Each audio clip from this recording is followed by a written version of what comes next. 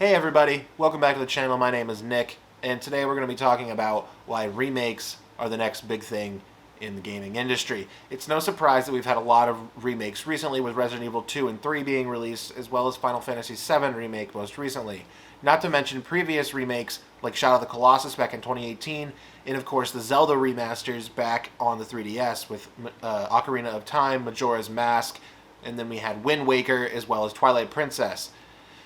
Many companies have been asked to do remakes previously, with Square Enix and Capcom kind of being the frontrunners for this. Capcom with Resident Evil, obviously they did that with Resident Evil 2 and 3, and Square Enix being asked to remake Final Fantasy VII for well over a decade now. The project was first announced in 2015 and recently came out this month. Nintendo has also been up on there after they were requested to remake Generation 3 of Pokemon, which was Ruby and Sapphire. And then they did remake Generation 3 with Omega Ruby and Alpha Sapphire, colloquially known as OROS to the Pokemon community. Right after making that, though, Nintendo was immediately asked to make Generation 4, Diamond, Pearl, and Platinum, to remake those games. It seems that gamers tend to view these remakes as a chance to request more remakes, and I don't think a lot of them know what actually goes into making a game or even a remake, which could be harder. In my opinion, remaking an older game can sometimes be harder than making a new one. This is for a few different reasons. Obviously, you have to create new art, you have to write new code, and you have to produce a game like you would normally, but you also have to remain faithful to the original title, and you have to consider that maybe the original mechanics of the game don't fit in today's climate. Take Final Fantasy VII. The original Final Fantasy VII was a turn-based combat system, which worked in the time because that's what the system could handle, and it also worked for titles that were after and before Final Fantasy VII. In today's climate, turn-based combat doesn't really work in that same way. Gamers are looking for more action-packed combat. Hence, why Final Fantasy VII was tweaked to be more in line with Final Fantasy XV's combat system, which is a real-time combat system. This new combat system required a brand new way for you to manage your party, use spells and abilities, and that's not even mentioning Final Fantasy's mechanics of limits, and then the new way that you get summons, which is through specific battles. You no longer can just summon them at will.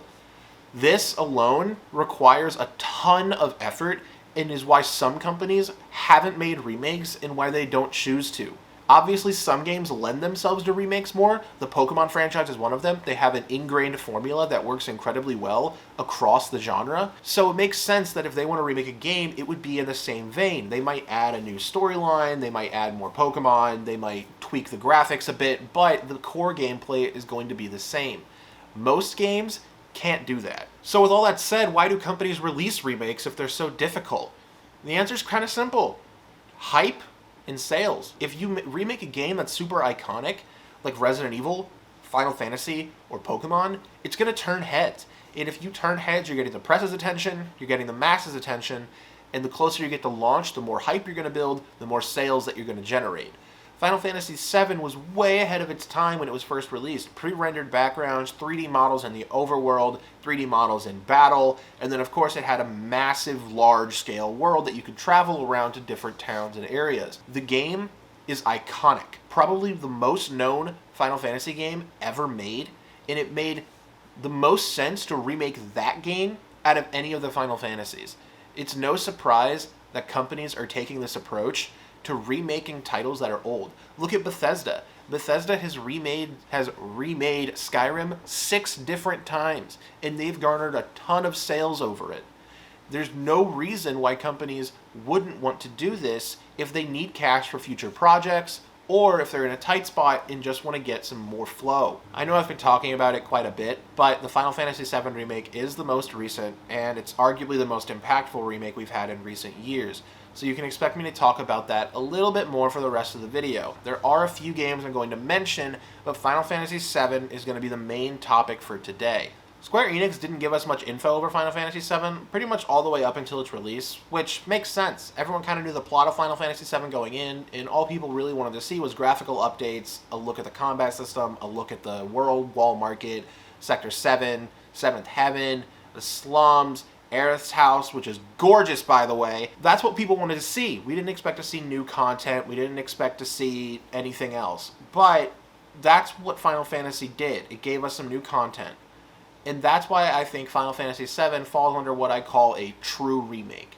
It's a true remake in the sense that new ideas are added, old ideas are expanded upon, mechanics are tweaked and added, and just fresh things are put into the game to help spice up the content. For those of you who are cultured in Final Fantasy VII, you might know a game called Crisis Core, a widely underappreciated PSP title that takes place before the original Final Fantasy VII. This game, while not needed to understand Final Fantasy VII, both the original or the remake, do have plot points that tie into the game pretty nicely. The game itself explores soldiers, particularly Zack, the main character you play, as well as Sephiroth's trio of badasses, himself, Genesis, and Angeal. Speaking of which, if you guys haven't seen the cutscene of a fight between Sephiroth, Genesis, and Angeal, I highly suggest you look it up. It's an awesome cutscene that I think rivals today's graphics. These new plot points are something that I personally love. It explores some of the new things around soldiers, as well as ties some loose ends together from Crisis Core, and then adds new ideas. But the most important thing, in my opinion, is that it gives me more screen time with Sephiroth. Probably my favorite antagonist in all of games, and one of my favorite in all of media in general. Nintendo, I know you aren't listening to this. I know you will never listen to this. But, please, have Sephiroth be in the next Fighters Pass for Smash.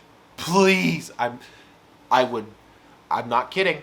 At this point, I'm kind of ranting about Final Fantasy VII, and that's not really what I want to do here. This video is supposed to talk about why remakes are big, why you should care about them, and what the future of the gaming industry holds for remakes. So I'm going to go ahead and address those now, and that should probably give you guys an idea of why I talk so much about Final Fantasy, hopefully.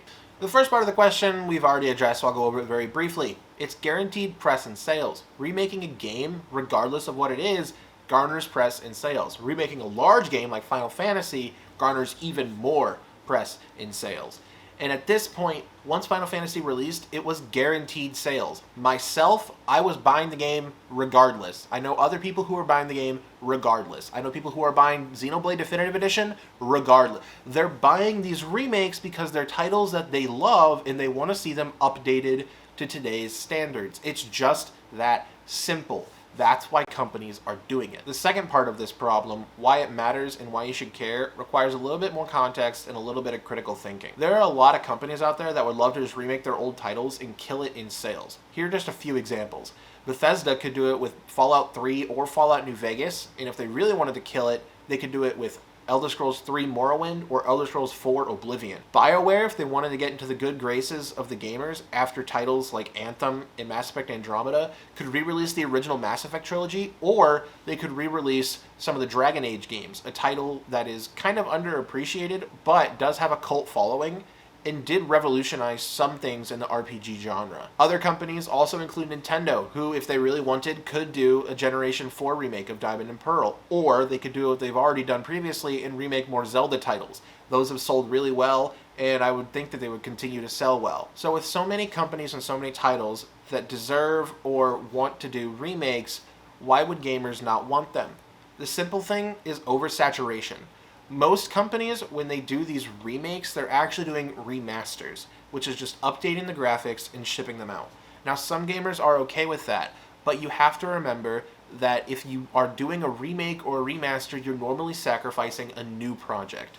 New IPs, while they don't sell typically well, they can set the groundwork for new franchises that can bring in a lot of dough. This has happened multiple times before. If you want to look at a remaster that sold well but isn't quite as good as people thought it was, look at the Dark Souls remaster that was released a few years ago.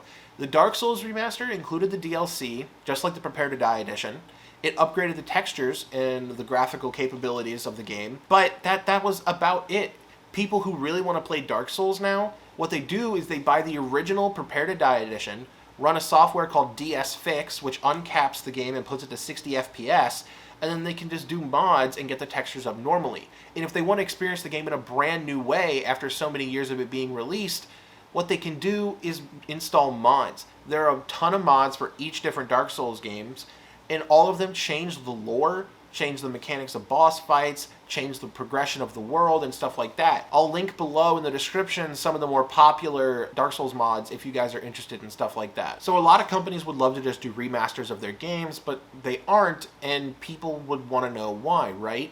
Why would I not want my old favorite titles to be remastered? The issue there is on the gamer side, not the corporate side. The corporate side could make an absolute killing doing it, but they know that if they keep doing it, gamers are going to catch on and the companies will come under fire for just recycling old content, not being innovative, and stagnating the industry. People want new content, but they don't want it at the cost of their old legacies.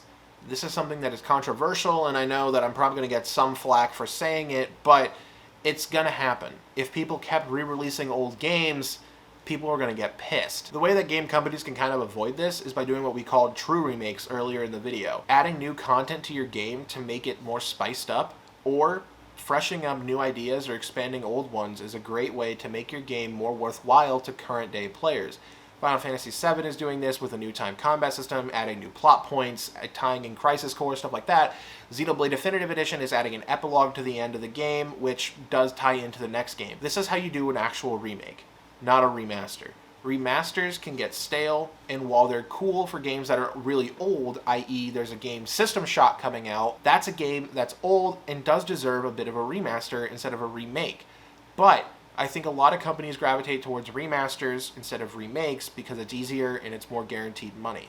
The way to offset anger of players by just constantly pumping out remakes or remasters is to put out true remake. Let me know down below if you guys think that this is an ideal way to do things, or let me know if there's a title that you want to see remastered or remade, even no matter how recent it is. Let me know in the comments down below, or tweet me here at Kyogre. Now I know this video is pretty subjective, but that's kind of the point of the channel. If you guys enjoy listening to me rant about my opinions on the gaming industry and games in general, feel free to subscribe down below.